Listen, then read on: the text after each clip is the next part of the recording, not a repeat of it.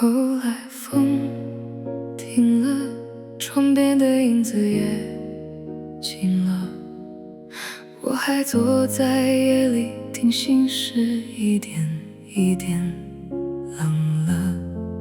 后来风停了，你也没再回来了，我把那句晚安留在很久以前的对话里了。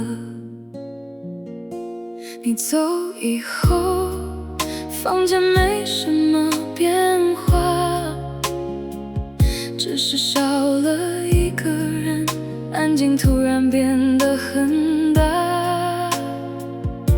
桌上的水已经凉到没温度了，像我们最后那晚没说完的话一样放下了。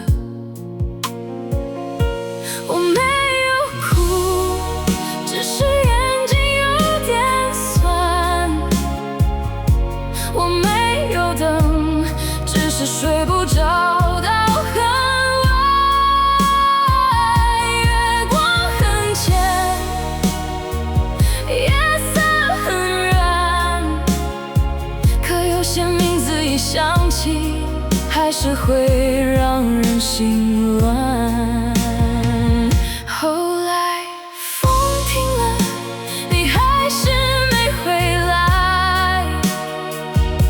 原来最难熬的不是离开，是离开以后还习惯性等待。后来风停了，我也终于明白，有些人不是不爱了，只是走到最后只能散开。我翻过很多旧讯息，看到最后一页，还是那句很普通的晚安而已。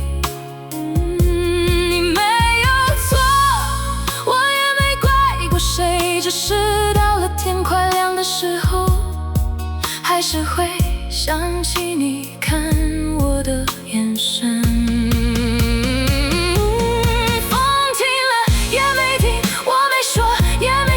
心很轻，却很空，像有一场梦刚刚散尽。后来风停了，我还坐在原地。我明明已经不再问了，却还是会在清晨前想起你。后来风停了，回忆却没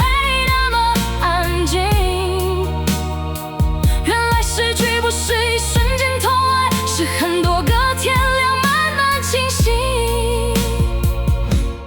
如果那一天我终于能平静提起你，那一定不是忘了，只是学会把眼泪放回夜里。可在今天